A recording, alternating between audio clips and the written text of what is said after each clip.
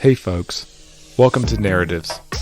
Narratives is a podcast exploring the ways in which the world is better than in the past, the ways it is worse, and the paths towards a better, more definite vision of the future. I'm your host, Will Jarvis, and I want to thank you for taking the time out of your day to listen to this episode. I hope you enjoy it. You can find show notes, transcripts, and videos at narrativespodcast.com. Well, Paul, how are you doing today? Very well, thank you. Excellent. Well, thank you so much for taking the time to come on the show today. I really quite appreciate it. I know it's a beautiful day today in London, and I cooped you up inside for most of it here. Well, Paul, do you mind giving us a quick bio and some of the big ideas you're interested in? Sure. I am a Londoner by birth. In fact, I was born in a suburb and lived in a suburb of London for my first 18 years, which is very famous in the UK. It's called Wembley, and it's very famous for its football. That's what you call soccer, a sport on which I have absolutely no interest. But I married a woman from Wimbledon who's never been known to wield a tennis racket, but there you go. So, I mean, that is relevant in a way because Wembley is one of the areas of the country that has experienced the most rapid demographic change, certainly in London, one of the earliest. I studied in Oxford a degree called Politics, Philosophy and Economics, a notorious degree which equips you for knowing everything about nothing, or is it nothing about everything? I don't know. It's very broad. It's a great education, but it's one of my tutors said it really only equips you to be a journalist. Not that I've ever been a journalist. I went into banking. I went back to Oxford to do a master's in international relations. And then I've been a business consultant for the last nearly 30 years, with my own business for the last 20, mostly in financial services. Always thought I'd do a PhD when I retired. And then I had one very quiet year in 2008 when the markets turned down. And I thought, let's kick it off now. So I found the perfect supervisor, a chap called Eric Kaufman. I don't know if you've come across him. He's become a very good friend of mine. I wrote my thesis. He was actually in Harvard at the time, but then he came back 2009. We kicked it off. And that was published as an academic book, Demographic Engineering, Population Strategies and Ethnic Conflict. And it's essentially about how groups in conflict, ethnicities in conflict, deploy demographic strategies. It was an academic book. It got some good academic reviews, but it occurred to me at the time that nobody had written a really good book a general book on how demography had played out in the last 200 years, how it had affected history and been affected by history. It's obviously part of the web of the historical process. It's neither a first cause nor purely a sort of downstream effect. So that was how I came to write The Human Tide, which was published in the States as well as the UK and has had 8 or 9 translations. Interesting which countries choose to translate it. Countries generally with demographic issues like China, Japan, Korea, Italy, Estonia, some slightly small audience languages, but nevertheless, it's an interesting eclectic collection of languages. And then while I was writing that, it occurred to me, well, if history has been shaped by the big demographic processes, the births, the deaths, the population explosions, the population slumps, and the great movements, immigrations, emigrations, and so on, then it's shaping our world today. And it's also going to shape the future. And that's how I came up with the idea of Tomorrow's People, which has just been published in the UK, doesn't have a US publisher yet, but is going to be published again in China, Japan, Korea, and Italy. So maybe the sign that I haven't found a US publisher is indicative of the fact that demography is not yet too bad in the US. So just in terms of biography, the other points I would make, I suppose, is I'm of German origin. Both my parents were German immigrants to this country, and I'm a dual national. I'm married. I've got 3 children. They're all in their 20s, and 2 of them are married. And that's me. Excellent. Well, Paul, first, I want to jump off the outline and ask you a question. It's kind of a left-hand question, but I think it's interesting. How was it going back to get a PhD later in life? In 2008, we see most academics that go straight from undergraduate to the PhD program, at least here in the States, maybe different in the UK. And do you think that gave you kind of a unique perspective on the world, having spent time in financial markets and seeing how the world kind of really works and having that grounding? Well, for me, it worked very well. I had no interest in going down the academic track when I left Oxford in 1986. I had other interests. I did go back to do my master's when I was very early married and we had our first child, and that was a wonderful holiday from reality. It felt like it anyway. And then I went back into the real world. I had to earn a living. Academia is not particularly well paid in the UK. And besides, I felt very comfortable in the world of academia and wanted to push myself at that young age into a world of less comfort, I suppose. One of the great things that going late in life, I suppose there are two things I would say. The first is that you do have all those years of extra reading, and you have a breadth of perspective. I mean, it's kind of funny because Eric's a few years younger than me, so few academic advisors are PhD advisors are younger, but Eric's a few years younger, and Eric's own academic advisor, a chap called a theorist of nationalism called Anthony Smith, was a very good friend of mine. So quite a lot older than me, but a very good friend. So that was sort of slightly odd. And Anthony's supervisor was Ernest Gellner, very famous philosopher and anthropologist. So I feel I've kind of linked to that chain. But you just by the starting your PhD in your 40s, if you're academically curious, you've met a lot of interesting people like Anthony. I'd spent years sort of sitting and talking to him. You've read a lot of interesting books, and a lot's been going around in your head. So I suppose you bring a certain maturity to it.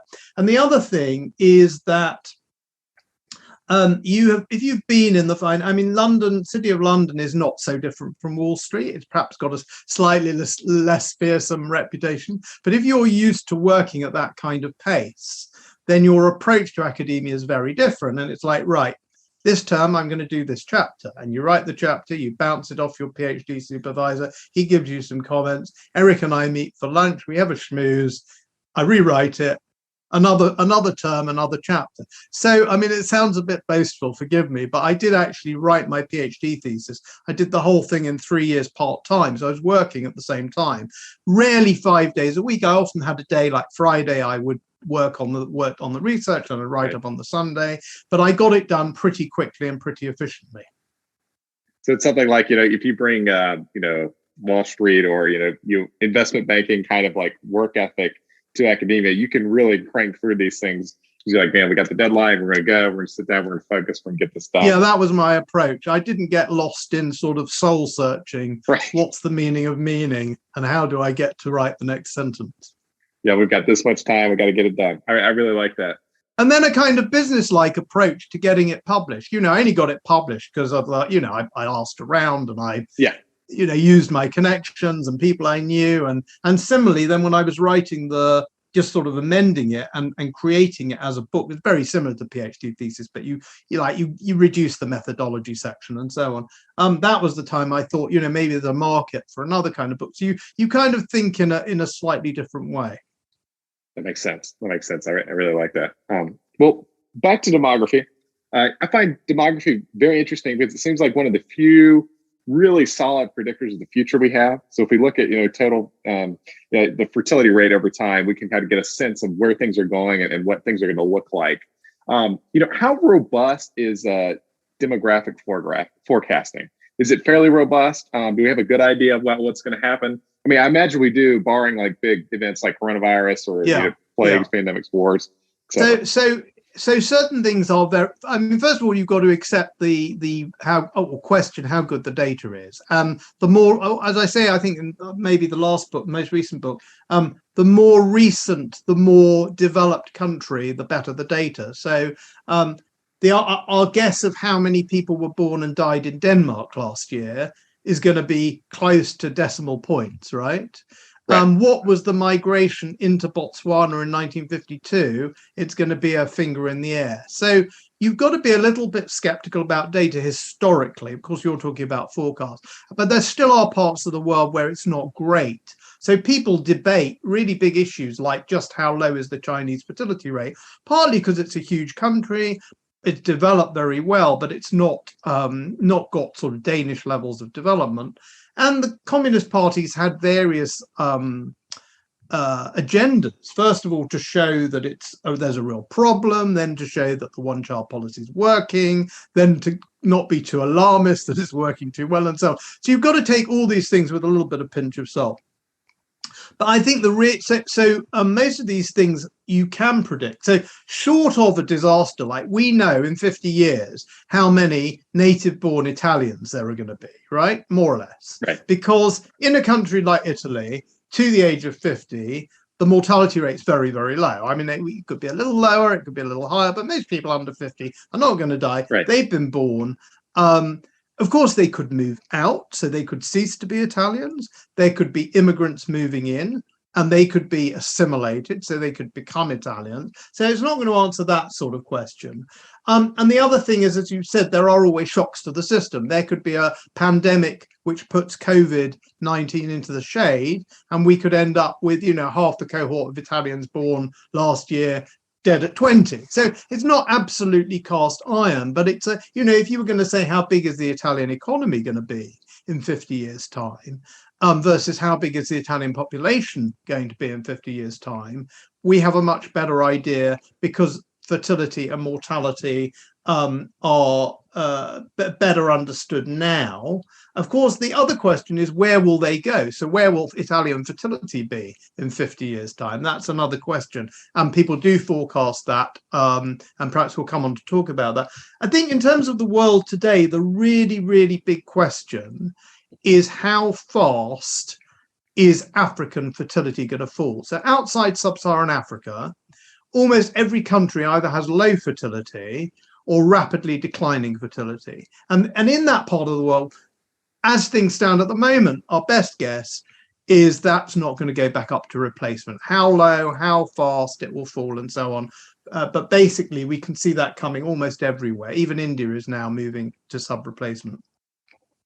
But in sub-Saharan Africa, there's a very mixed picture. You've got South Africa, which has got a relatively low fertility rate already. And then you've got countries like Kenya and Ethiopia, where it's high but coming down fairly rapidly. Nigeria, it barely seems to be falling at all. So that's the big unknown.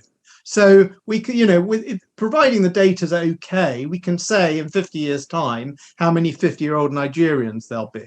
But it's really difficult to know how many Nigerians are going to be born in 50 years' time. That makes sense. I want to talk about sub-Saharan Africa. What's your sense of fertility? Do you think fertility is going to drop in sub-Saharan Africa fairly quickly, or do you think it's going to continue to stay high? Well, as I say, that is the great question. That is the great demographic question of the day. And there are various books that have been written recently with very different views on that. Youthquake by Edward Pace being one of the more recent, Empty Planet from a couple of years ago. As part of writing Tomorrow's People, my intention had been to get on the road.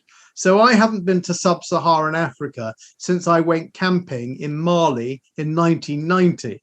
So I really felt I needed to go out and speak to people, use my eyes, but also go and see local demographers and get a sense of what's going on. I think the picture is very, very patchy, and it will be patchy. I think there are going to be countries where it comes down really slowly, and there are going to be countries that continue to surprise us. And you can kind of name those. I mean, Uganda, for example, they actually had a pro-natalist government, which is quite unusual, but that's changed, and now it's starting to come down fast. East Africa is generally coming down quicker than West Africa. Most of Southern Africa has already come down. I think it's really important that people realize, however, that first of all, these countries are way off replacement level. So they're way, way higher than replacement level. And it's a long time before any of them, or Southern Africa's perhaps there already, but a lot of them are not going to get to replacement level for a long time. But the other thing is, and I think this is generally not understood, your population doesn't stop growing when you get to replacement level. It means long term it will stop growing. Britain went sub-replacement in about 1972. So here we are 50 years later, and only in the next few years are we going to have more deaths than births. So forget migration. Obviously, you can always top up with migrants. That's a given. But it's taken us 50 years. And the reason is that in 1970, women started having fewer than 2 children, or 2.1. But there were so many young women from the baby boom. And relative to the population pyramid, there were few old people, because they had been a smaller cohort, dying. So even if the women were having fewer children, there were still more people being born with a sub-replacement fertility rate than there were people dying. So you continue to get, so Africa has got decades of organic, natural population growth in the works, even if tomorrow every African country went to a 2.1 fertility rate. But it lags a lot. That makes a lot of sense. What's your sense about why, as countries develop, fertility, it seems like this almost law of nature that it drops? Again, there's a really interesting debate on this. And I think one of the reasons I wrote my books is there's loads of quite intricate debates about, is the driver education? Is the driver urbanization? And actually, there's a lot of minutiae, which is interesting to academics. But I think you can not skirt over, but you can synthesize. I mean, the three things that do seem to drive lower fertility rates, or have done historically, are education, particularly for women, urbanization, and a rise in income levels. And you can see why each of these works. In an urban environment, you can actually invest in a child. You're more likely to have access to education. That child's more likely to be able to benefit from that education. If you invest in that child can bring in very significant returns. I mean, this is an economic argument, whereas the extra pair of hands in the village is always useful. So that's sort of the urbanization route. In terms of education, I think we can all see, I mean, those of us who have traveled in places where people are not educated and not able to take control of their fertility, whether they want more children or not, they don't really have the means to control it. With education comes the means to control your fertility, and very often for women, the opportunity to do other things. And those two things are associated with a rise in income. What I talk about in my most recent book, though, is what I call postmodern fertility, postmodern demography. So what I call pre-modern is the world of Malthus. People breeding like rabbits, dying like flies. And that was the world generally. Of course, Malthus came on in his later works to look at actually how that varied and how fertility was controlled. And they had later marriages here, and they involved themselves, they committed infanticide there and so on. But broadly, fertility rates were very, very high, and life expectancy was very, very short, almost everywhere. Then you get what I call modern demography, which is the transition we've just talked about to urbanization and to more education and to higher incomes. And over time, fertility, first of all, mortality comes down and populations boom, and then fertility falls and a larger population starts to stabilize. Now, what I call postmodern fertility or postmodern demography is a world where everybody is aspiring to long life expectancy, and generally life expectancy is long. I mean, places like India now are heading for a life expectancy of 70. We are in a different world, and those will get up to 80. But the great gains in life expectancy are being made in countries where it's shortest, and everyone's getting up to those kind of levels of life expectancy. So shorter pandemic, that's not that interesting. What's really interesting is fertility, and there, what's starting to happen is that economics, whereas in the modern period, economics and economic development drove that drop in fertility, what we're seeing now is fertility is driven more by values. So there are some really interesting cases of this. Compare fertility in Vermont and Montana, for example. Look at the fertility of Trump voters versus people who voted Democrat. And those aren't huge, but that's half a child or 3/4 of a child. It's quite interesting. And that's not about income. That's about values. That's about beliefs. That's about lifestyles. Then you have the more extreme cases of, to some extent, Mormons, not so much now, but Amish, Haredi Jews. And then Israel is a very interesting exception because it's a very urban, very educated, and very wealthy country. And in Israel, the fertility rate is 3, which is the only OECD country with a above replacement fertility rate. And it's significantly above replacement. And actually, there aren't enough ultra-Orthodox Jews or Arabs in Israel to make that the case. If you actually look at secular people, they have large families. So, again, you can get into a very interesting debate about why that is and what's driving it, but it's all about values. It's no longer about where you are. So what I'd say is 1970, tell me the urbanization, the income rate, and the percentage of girls who complete high school, and I'll tell you the total fertility rate roughly, broadly. That's going to break down as we move into a postmodern era, where even quite poor countries like Thailand and Morocco are leapfrogging in their demography, even ahead of their economics, and getting to quite long life expectancy, quite low fertility rates, and of course, much better survival among children and low infant mortality. So in the late phase of modernity, for countries like Morocco and Thailand or Sri Lanka, people are racing, even ahead of their economic progress, they're racing to lower fertility and longer life expectancy. And then in the postmodern world, it's going to be about religion and ideology and nationalism versus a more liberal worldview. And that is going to be what drives fertility rates. That makes sense. I'm curious about this. This demographic explosion in sub-Saharan Africa. There's a lot of talk about migration problems in Europe. Like just recently, this wasn't a big story here at all, so I'll mention it for the listeners. But the Belarusian president brought a bunch of migrants over to the border with Poland. It was a big story in Europe, from what I understand. It seems like that problem's only going to get worse, the migrant crisis, as the population explodes in sub-Saharan Africa and people go to seek more opportunity in developed countries in Europe. Do you see this problem getting any better? Is it kind of like at what it looks like? It's just going to be a very large problem that Europe's going to have to deal with? Well, I mean, first of all, I think you have to qualify the word problem. So there are people in Western Europe who think it's a wonderful thing, and the more immigrants we have, the better. And there are people who don't believe that. If you think that mass migration is not a great thing and that very rapid demographic and ethnic change in Western Europe is not a great thing, then it is a problem. But what is driving it? Well, you've got to see both sides of the equation. So on the one hand, you have this very high fertility rate in Africa. That's not new, by the way. What's new is the survival rates. What's new is go back 50, 100 years, a third of kids were dying before they got to the age of 1. Most kids never got to the age of adolescence and having their own children. So you keep those high fertility rates, but the mortality rate goes down. You have a population explosion. So that's the key kind of demographic trend, because they may not have great lives and they may not have great incomes, but they have a bit of cleaner water, a little bit of medicine, it's a kind of 80-20 thing. It's a curve. Gotcha. Whereby when you start to get some of these things, the impact on infant mortality is very, very, and life expectancy is very, very strong. So that, and then the incremental gains for countries like the US and the UK are much smaller in terms of life expectancy. So we've got these booming populations because of falling infant mortality and general extension of life expectancy. We have the problem of many African countries in absorbing those people into their workforces. It's not universal, and some countries are more successful than others. And I think there will be stars in Africa and there will be basket cases.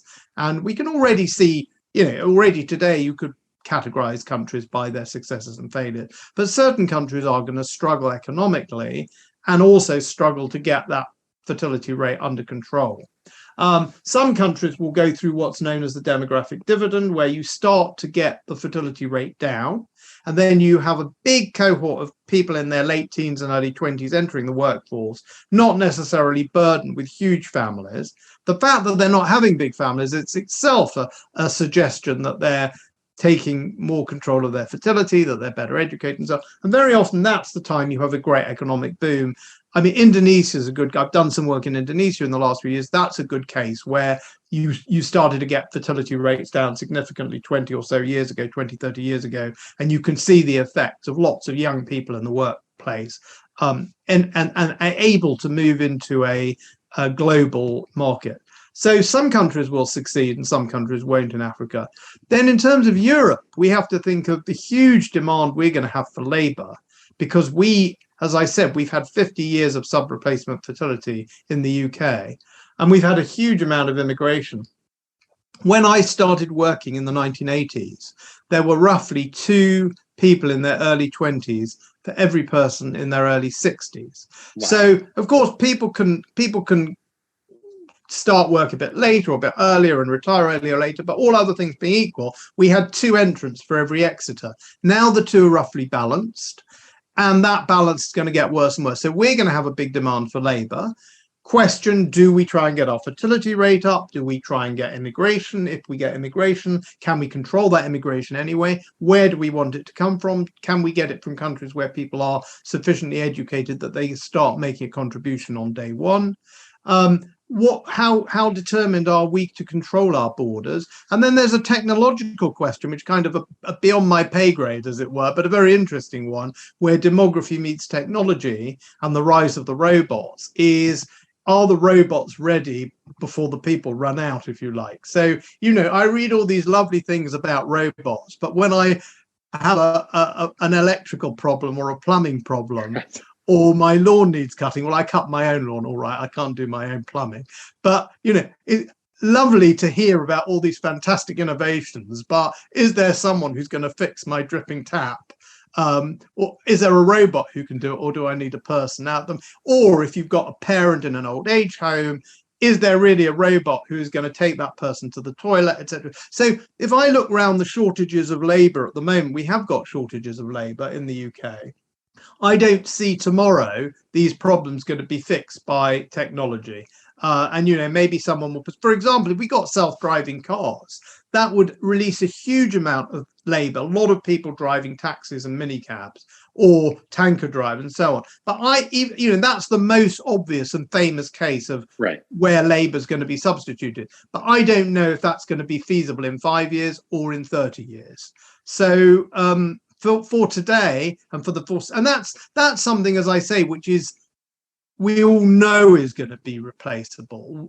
Someone who can really do the weeding in my garden or really cut my lawn. I mean, I've heard about technological solutions to lawn cutting, but I've never seen one. And so I've also got a house in a relatively remote corner of France, and there they don't have huge depopulation. But again, if you want a plumber or an electrician, you struggle. Now, if those people have been having 3 or 4 children 30, 20, 30, 40 years ago, and France is far from the worst fertility rate in Europe, by the way, then those people would be there. They're not there. Definitely. And just, I work in tech, and I think it's a ways off. We talked to Facebook automation robotics researcher a couple of months ago, and he's like, it's much farther off than you think. So yeah, I might have to be waiting with a dripping tap for a long time if I'm waiting for a robot. That's right. You might have to wait a while. And the weeds are going to get completely out of control, right? Exactly. I'm curious. We've seen a lot of countries try to increase their fertility rate. Most notably, Hungary is the big case we hear about in Europe all the time. Orban trying to increase the fertility rate.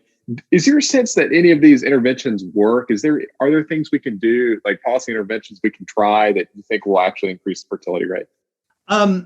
Government's been very successful at reducing fertility rates, but I always say they're working with the direction of history. Gotcha. So, if your population is getting more urban and more educated and richer, then if you help popularize and make available contraceptions, it will bring the fertility rate down. And whether the government action did it or the general process of history. So that's clear. We know. And at the most draconian, China had a one-child policy, which, by the way, I think was completely unnecessary because fertility was already falling very fast in China in the 70s.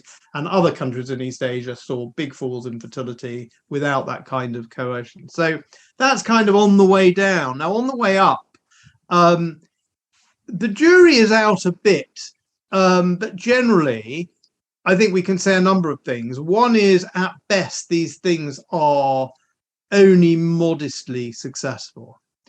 And secondly, that they are going to cost quite a lot of money to have a big effect. So there's a classic case in Hungary where the Hungarian government has given subsidies for third children, and the fertility rate did go up, but it seemed mostly to be first and second children who are being born, not third children. So there's always this kind of question about causality. In Russia, the fertility rate did rise, but it sunk back again. Now, there's another technicality. I don't want to bore you, but I'll sort of briefly, It's called the tempo effect, which is that when women have children, when we're going through a period when women are delaying their childbearing, fertility looks depressed. And then when they cease delaying it, it bounces back a bit. What's really interesting is to compare the completed fertility of cohorts. So let's look at the women born in 1940 versus the women born in 1960, and that's a done deal, right? I've got a friend who had a baby, her fourth baby, in her early 50s, but that's very, very unusual. So we can even say women born in 1970 compared to completed fertility, but that's very backward looking. The way fertility rates are calculated year by year is just to look at the number of kids born, the number of women who are fertile, and say, okay, if that many women had that many children in a given year, then over a fertile lifetime, that's what the fertility rate would be. And so when women are delaying their childbearing, that looks a bit low, but then they catch up later and the thing bounces up a little bit. So it's also difficult with Hungary and Russia, which are the most famous cases of pro-natal policies, to be sure whether there's been a little bit of that going on or there's actually a result of policy. But what is absolutely clear is that where there has been an attempt to do this, even where there's been some success, we've got nowhere near replacement levels. So maybe Russia went up to 1.7 and it's back down at 1.5. I don't think Hungary even got anywhere near there. So the policies that have been tried so far have not succeeded, and I don't think there's a magic bullet. And I very strongly believe that it's going to be about values. And what I see among I think you call them Generation Z in America, Generation Z. So I've got 3 kids in their 20s, but the youngest is 23. So what I see among his friends, in terms of their social attitudes, I don't think that correlates with large family size. I don't think it correlates with what we would have considered a traditional lifestyle, which we associate with higher fertility. But I think in some communities, they do have those values. Now, those communities are very small. But it's like the lake that the puddle that doubles every hour or something. You don't notice it until quite late. It's going to be a long time at a national level before Haredi Jews in America are a huge number. If you're sitting in parts of New York, Brooklyn, Williamsburg, Kiryas Yoel, or wherever, you're going to notice it. But if you're nationally, it's barely showing up in the numbers. But if they keep certain groups with certain values, number one, keep those values and retain high fertility, which is by no means certain. And number two, of course, are able to retain within the flock the vast majority of children born, then that's what's going to turbocharge fertility rates. I think governments can do their best, but I think governments would probably do best thinking carefully about values and how they can affect values, rather than thinking about let's throw a load of money at this. That's really an interesting observation, because they're definitely better at throwing money at things than changing values, it seems. What do you think are those values? Is it these quote unquote family values? Conservative politicians love to talk about in the U.S. Is it encouraging people just to settle down, get married, things like that? What's your sense of that? Well, it was interesting. I was on a TV show earlier. It was last week, and there was a woman on it, young woman, and we were talking about this very subject. And she said, "Well, at the moment, there's no incentive to have children." And I thought, I didn't want to argue with her until we talked about incentives. But I thought if we had needed government incentives to have children, we would not be here, right? When I think of the circumstances under which my parents were born, and my grandparents were born, and even when I was born, the shadow of nuclear war and the Cuban Missile Crisis was not very far behind us. Of course, everyone was massively poorer than they are now. So that's why I do think it is about values and priorities. And I'm not trying to preach. I'm just trying to explain to people what the consequences are. So where we are today, those values are, the values that produce high fertility rates are what you could criticize as patriarchal and old-fashioned. However, there's two nuances. Number one, the worst fertility rates are in countries where women are given an education and they're not encouraged to enter the workforce and combine that with parenthood. And actually, you found that countries that are quite progressive in helping women into the workforce and combining childbearing with careers, like the Scandinavian countries, and to an extent the UK and France, have for a long time had higher fertility rates than more traditional countries like Italy and Greece, where, yes, the girl goes to a university, but maybe she gets discrimination in the workplace, or Japan's another case. But she's certainly not encouraged to combine motherhood with a career. So there's that nuance. And I think from that nuance is the second point I wanted to make, which is, if people want to reproduce the kind of liberal societies that most of us quite like living in, we're going to have to find a way to talk about these things, and to do so, and to create a sort of ideological space which is both liberal and pro-child. Now, clearly, that's going to have a lot to do with men stepping up to the plate, which, I did my very fair share of nappy changing. I may well have changed more nappies than my wife did. I don't know. We weren't counting. But, often fertility rates per woman, and that's because it's very easy to associate a child with a woman. And therefore, we start talking about women as if it's all their job, which it absolutely isn't. So I think we've got to kind of create a pro-natal liberalism, if we don't want all the pronatalism to exist in fairly patriarchal, religious and closed communities.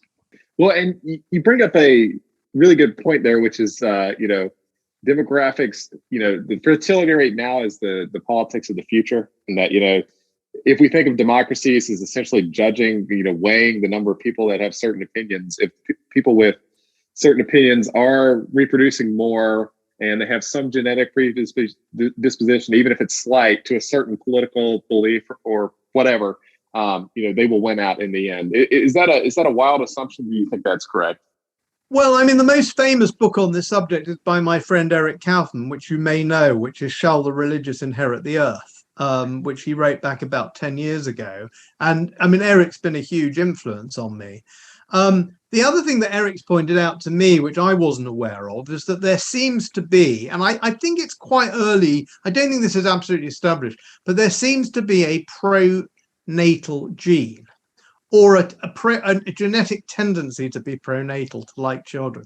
Now, the reason that's, you'd say, well, that would have come to the fore historically, but of course, people couldn't control this stuff historically. So it was kind of irrelevant, more or less irrelevant historically. Yeah. And so we didn't select people on that basis. Now that we have choice, we haven't had that many generations where we've had choice. Now that we have choice, it could be that what we're going to see is the people with the antenatal genes breeding themselves out of history effectively, and people who are pronatal having larger families, and obviously those genes will continue, and then eventually you could end up with a much more pronatal community. Now, what I have no idea about is whether there's an association of those genes with what we're told is, and again, this is a little bit beyond my area of expertise, we're told that there are genetic dispositions which drive one to particular political perspectives, conservative or liberal in the American sense. So you kind of suspect that the pronatal gene might go along with a bundle of conservative attitudes, because places like Montana have higher fertility rates than Vermont, and Trump voters have larger families than Hillary Clinton or Biden supporters. So you could see that a tendency in that direction. I do think we need to be careful, though. This term demography is destiny. It sort of suits my book, as it were. But I don't want to overclaim for demography. And the thing I always say about how important I think it really is, but it can't possibly be the only thing. So imagine someone gave me a total description of the demography of the world in 1920, right? Right. Therefore, you predict Hitler, World War II, the Holocaust. It's nonsense, obviously, isn't it? Right. So if perfect demographic knowledge at time t does not allow you to predict the world at time t plus, certainly tell you interesting things about what the world will be like. Like in 1920, you might have said, my goodness, fertility rates in Germany are really falling, and they haven't fallen yet in Russia. The manpower difference is going to be really big. So if these countries end up in a war in 20 years' time, the Germans are going to complain that the Russians keep coming and coming. So there are certainly things you can predict. And looking back, of course, you can see what the historical links are to what's happened demographically. But overclaiming and thinking demography is the only factor is shown up as ridiculous, as I say, by this point I'm making, that at time t I have perfect demographic knowledge. What can I predict at t+1? Something, but very far from everything. Absolutely. So it's an important thing, but it's not the only thing. That's a good thing to keep in mind. Yeah, absolutely.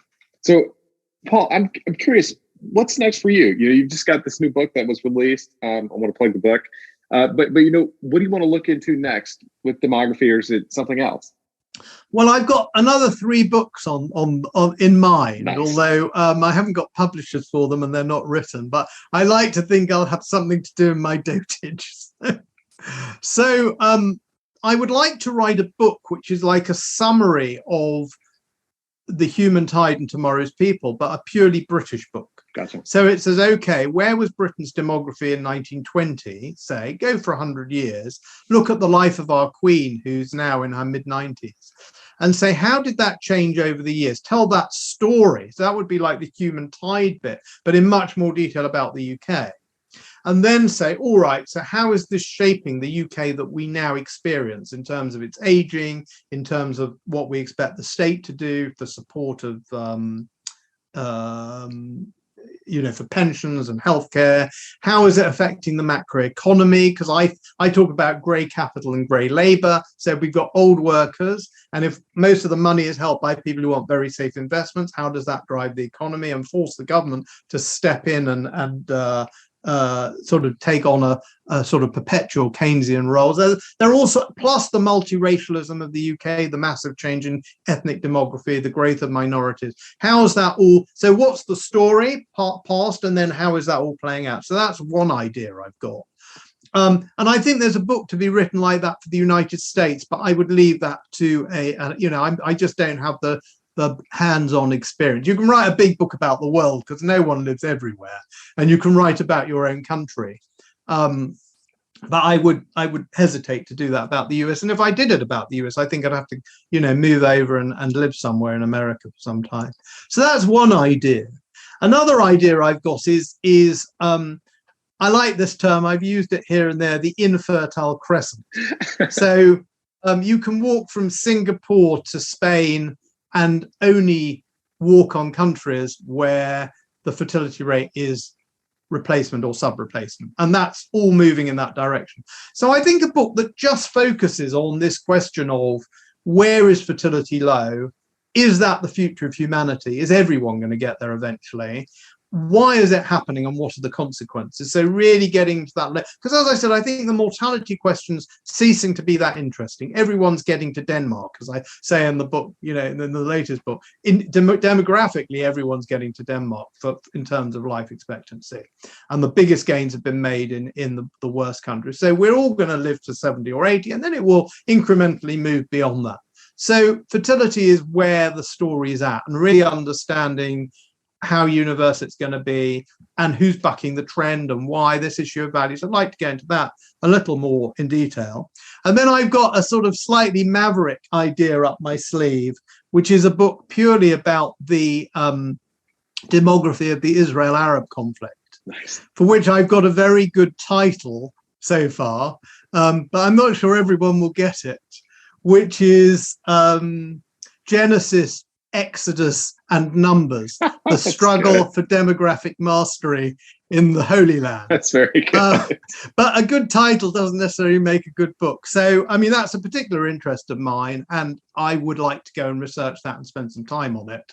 But whether I'll ever get round to it, I don't know. So those are 3 ideas I've got at the moment. And I think you should always have the idea of the next 3 books. By the time I've written them, if I'm still alive, there might be another 3 up my sleeve. I love that, Paul.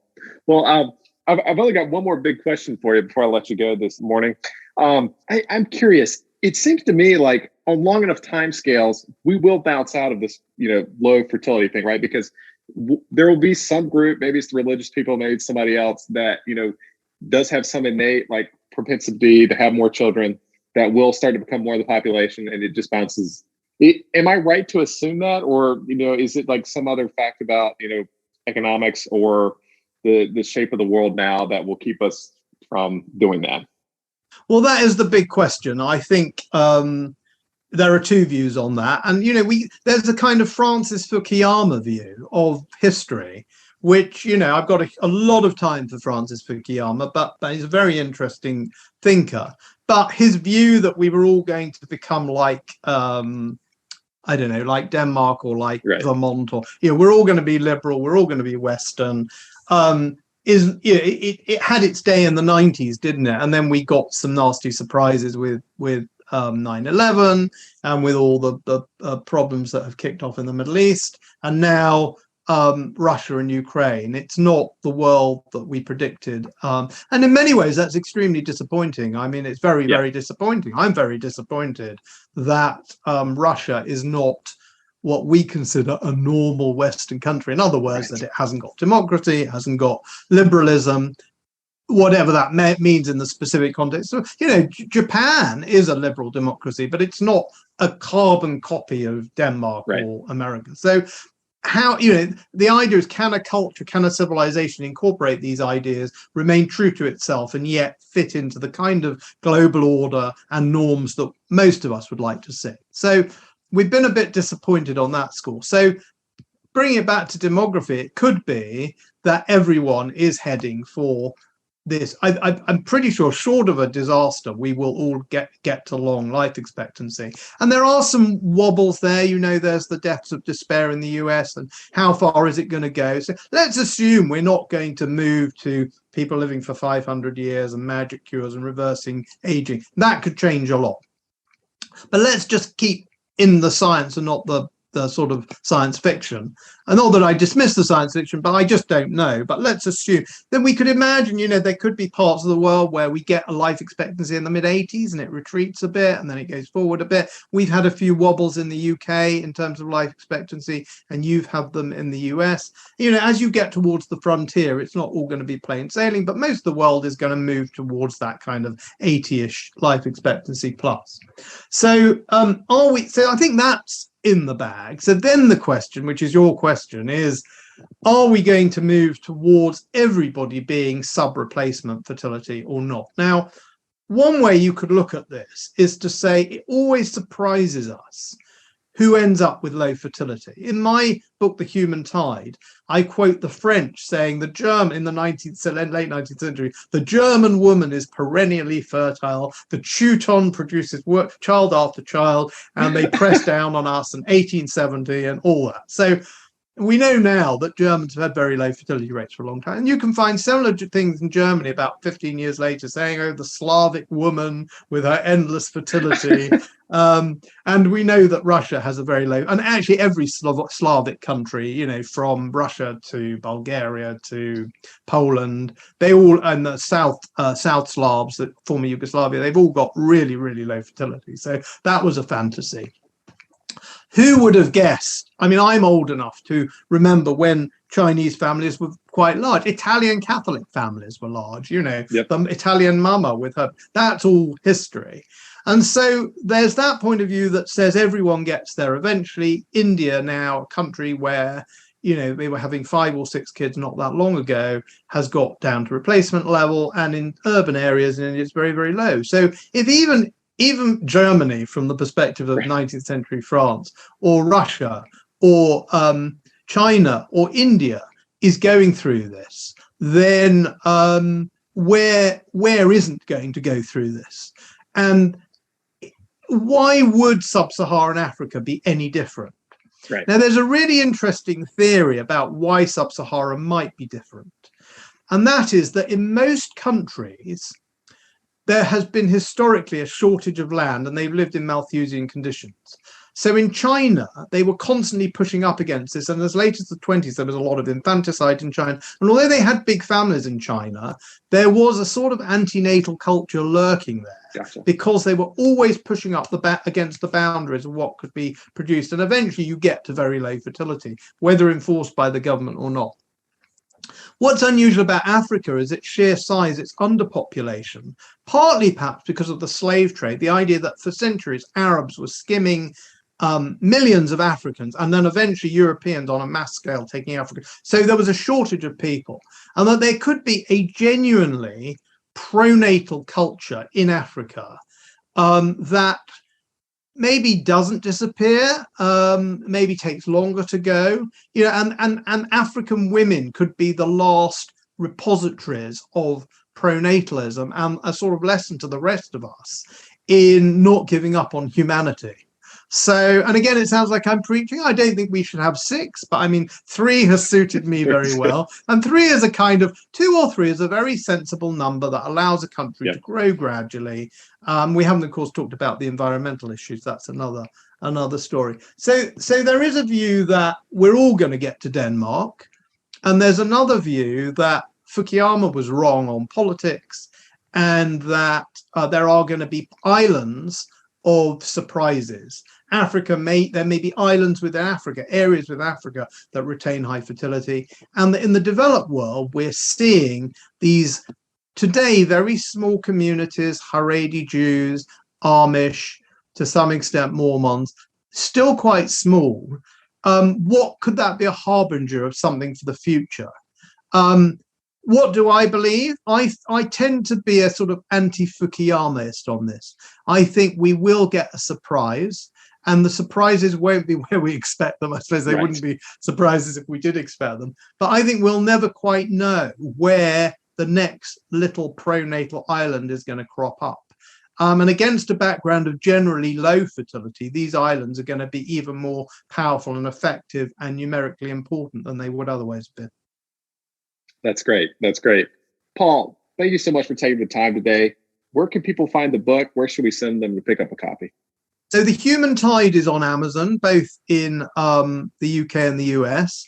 As I said, I don't have a publisher yet for Tomorrow's People. It is in the US. So it's on amazon.co.uk. So if you want to buy it in the States, I believe you can access it there. Excellent. Well, thank you so much. I appreciate you taking the time to come on. Thanks for your time. Lovely to speak to you.